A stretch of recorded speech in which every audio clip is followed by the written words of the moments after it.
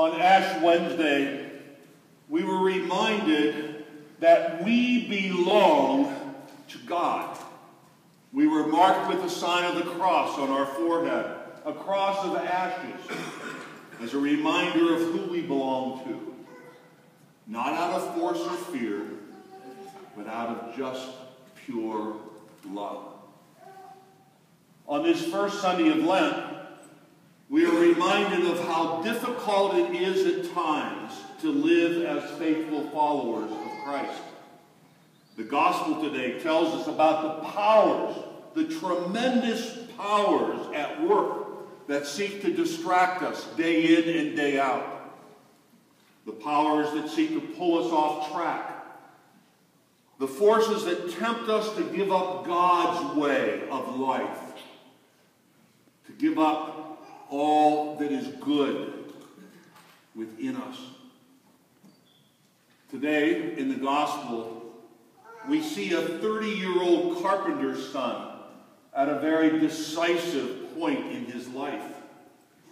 He's faced with choices and decisions. He's tempted like any one of us.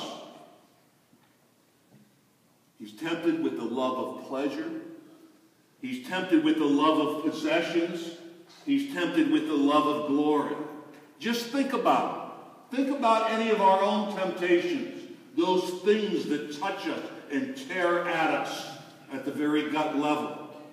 They're either about pleasure, they're either about possessions, or they're about glory or prestige. The desert is a very frightening place.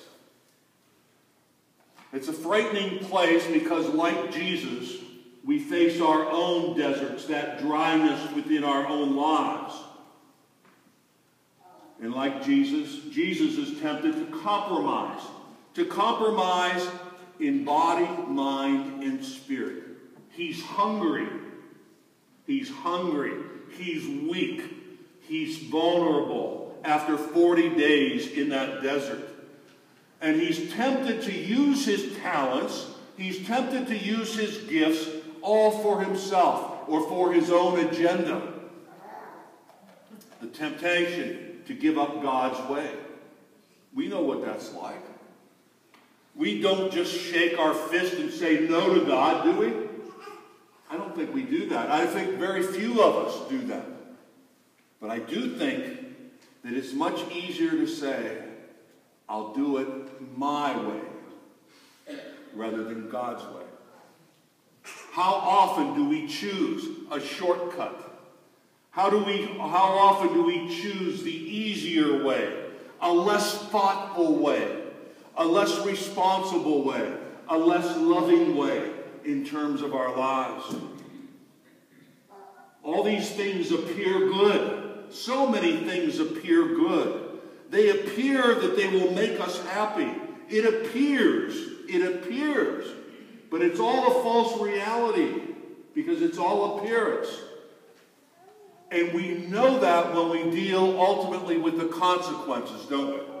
Think of the times that we have made a choice for something or someone. Think of the hurt, the dejection, the reality, the consequences of our choices and our decisions. Not just for ourselves, but think of how those decisions and choices affect our families, our spouses, our loved ones, our friends, our community, our children. Think of the times that we have made those choices. We deal with the consequences of our choices every day. Our world deals with the consequences every day. Because these temptations are so real. They strike at the heart of who we are and who God is for us. I know that in my own life. How difficult, how many temptations come by day after day after day, challenging and distracting me from God's mission. Like Jesus, I have to ask, and we all have to ask today, what is it that we hunger for most? What is it that we hunger for most?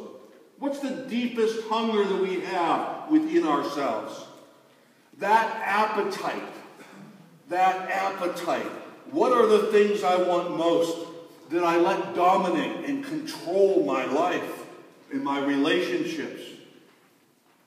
Sometimes those appetites are so disconnected from the genuine reality of love and authentic care and concern. We can blame it on some outside tempter that has horns and a tail. But we know that the real temptation, the real Satan, the real obstacle comes within our very self. It comes within our very self, at the very gut level of who we are. The desert is a place of decision for Jesus. These 40 days of Lent are a time of decision for each of us. God bless you.